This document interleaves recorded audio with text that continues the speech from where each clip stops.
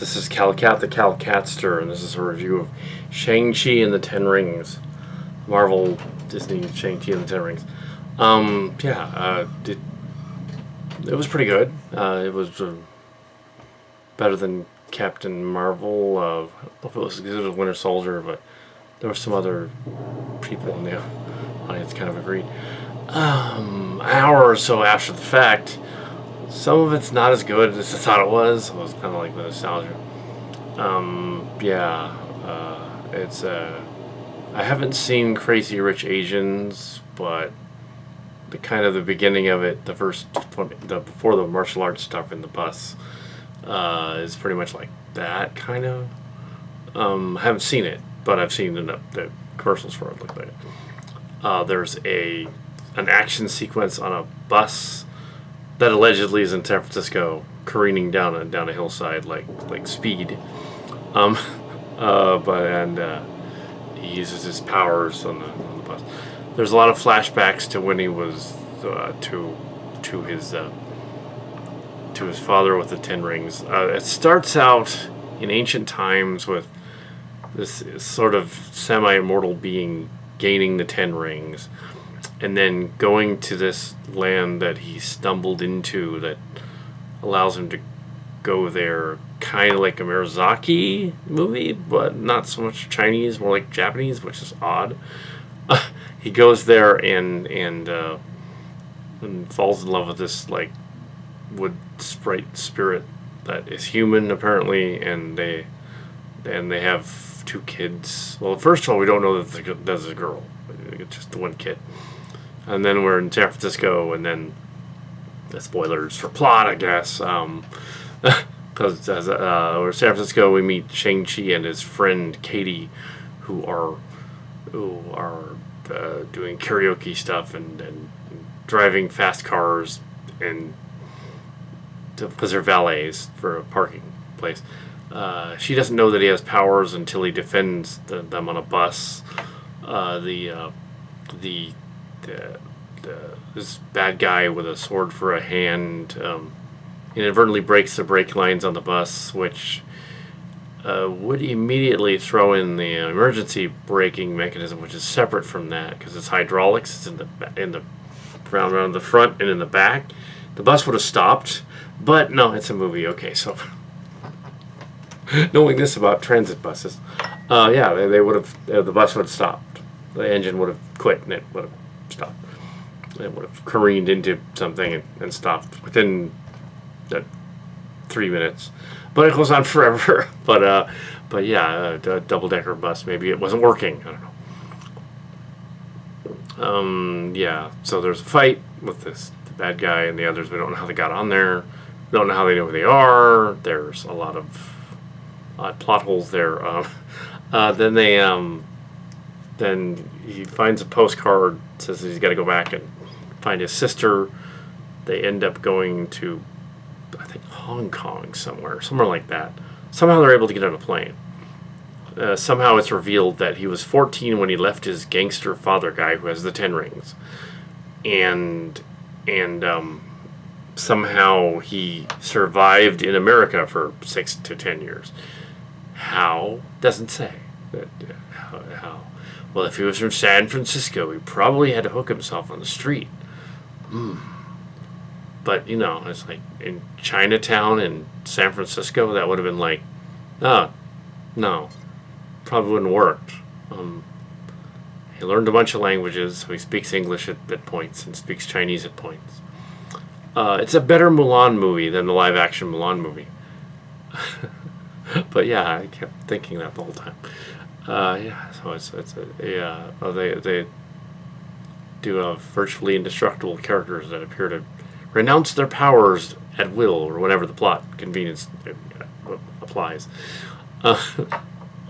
The mother character is killed at some point past, and that's why he fled.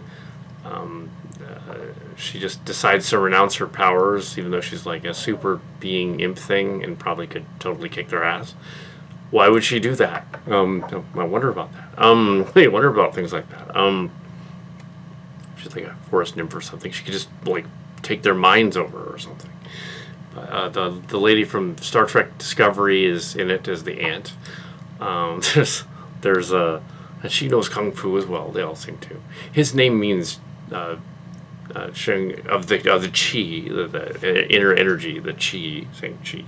It's based on a questionable Marvel comic book series, which was trying to be cool in the 70s and 80s, but inadvertently was a little off, let's say, because it was a little offensive.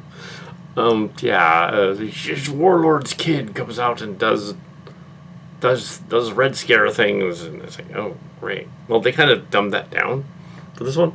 They even have the guy that played the Mandarin in Iron Man 3 come back, the actor guy, and he's in it as the jester to the boss guy. He's in it, and he has a lot of scenes with them. He helps them get to the cave and all that, and then through the maze, and then to the other thing.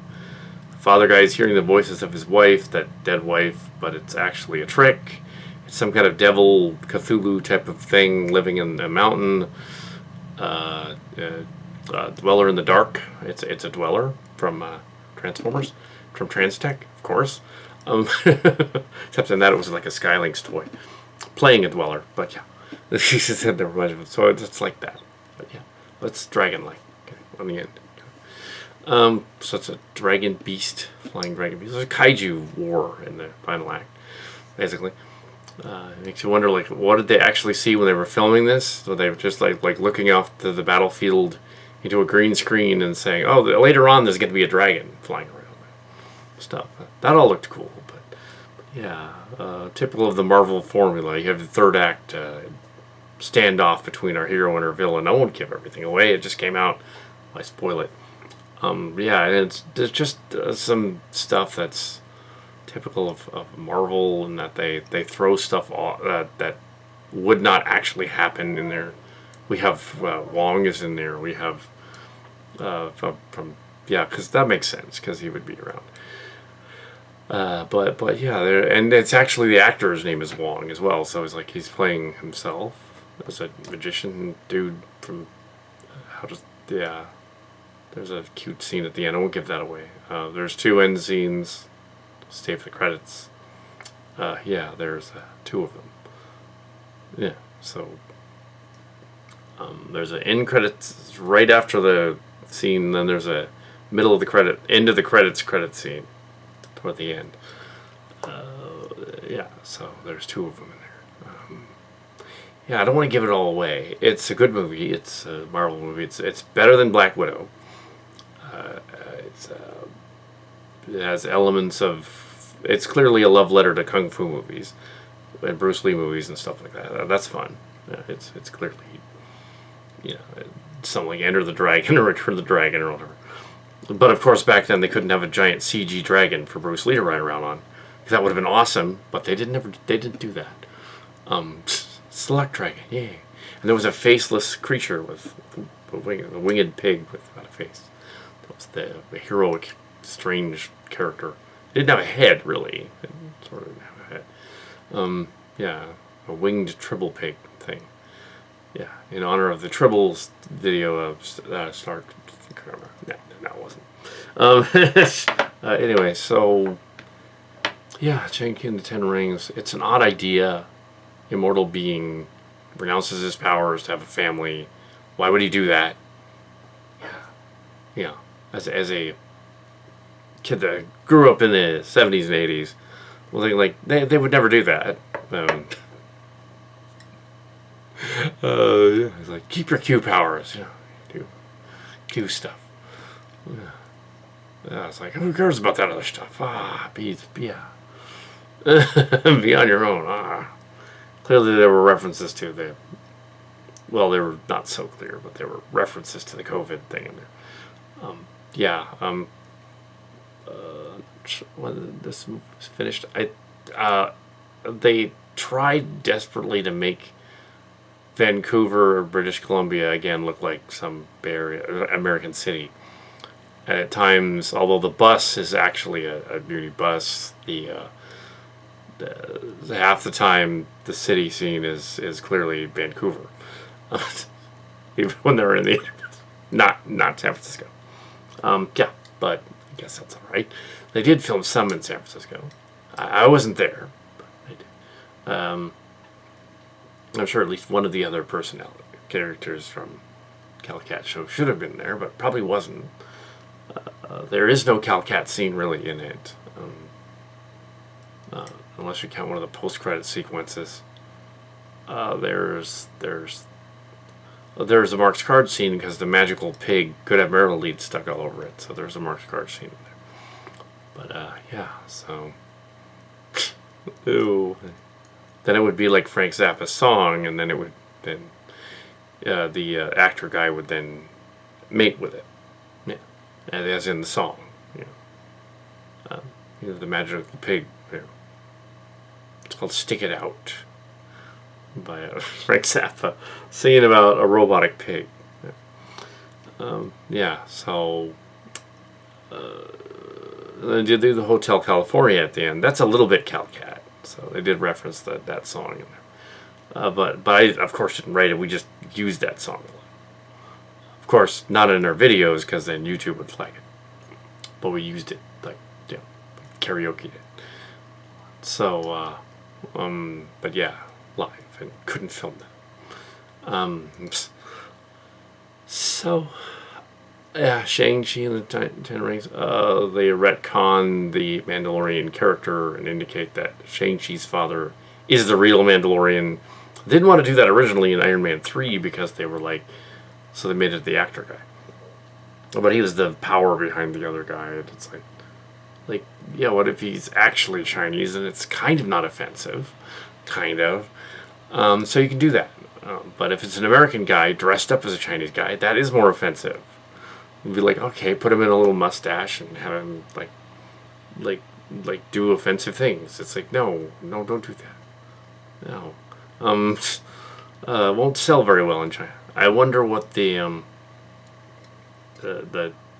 Chinese culture analysis YouTube site is going to think of this one, because it is the better Mulan than Mulan, and the characters have their powers accordingly. Than the Mulan remake. Okay, skipping on to previews. Previews we have, let's see, Halloween Kills. House is burning. Is immediately after that action, Halloween Kills, and we have the return of Jamie Lee Curtis. And it looks like more of the same as the 2018 one, but how is he still around? Yeah, but no, he's melted. Kind of. The face mask is melted on him. Sure, the shape. The Halloween 2018 was actually kind of fun, so. They went back to the old school and said, let's ignore all the sequels after Part 2. Let's ignore all of them after Part 2. That includes Part 3, which had nothing to do with... Originally, the John Carpenter idea was to make Halloween an anthology, and there would be a different movie with a different character each time. Then they didn't do that. And then Friday the 13th copied Halloween, and they did their own thing. And they made it more of an anthology because it was the mother in the first Friday the 13th and it's the son, and I was trying for an anthology. But they quickly decided, no, let's not do that. So that's why Halloween 3 is totally different from the other ones. Yeah. Then you had Nightmare on Elm Street, which was straight up, it's just Nightmare on Elm Street over and over. Freddy's going to come back or whatever. Yeah, you had all those movies. There's no new ones of that, but yeah, Halloween Kills. It's an odd title. Should be called Jason Kills, or yeah, Mike Myers. I mean, did I say Jason? I mean Mike Myers Kills. Yeah, that's what it should be called. But yeah, Jason is the other guy. Jason is Friday the 13th. But they were ripping each other off. So. One of them had a Shatner mask. That was Mike Myers. He was a Shatner mask. Yeah, not to be confused with Michael Myers, the comedian from the 90s. Yeah, not the same guy. And then you have. The Will Smith Serena Williams movie, in which Will Smith, they're not his kids, but they're playing like they are, and it's a story about the tennis pro, and it looks really boring. He's like, I'm just trying for a sappy Oscar performance, yay. They tried that with that Respect movie, and I did not go to see it, nor did anyone else really. So yeah, because it's not really Aretha Franklin, it's somebody imitating her. apparently imitating her is generous. Yeah, it wasn't her. Well, it couldn't be her, but yeah. Another biopic movie that's gonna be set the world on fire. No. The other one was Steven Spielberg's West Side Story remake.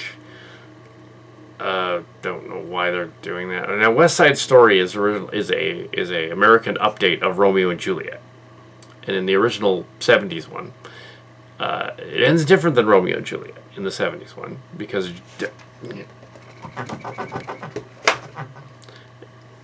it ends differently than the other one because Juliet actually leaves. She wakes up, she realizes her lover is dead, and leaves.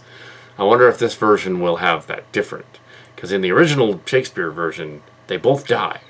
She wakes up later thinking that he's already taken his life. She died. It's really depressing. So how are they going to do this with Spielberg doing it? I don't know.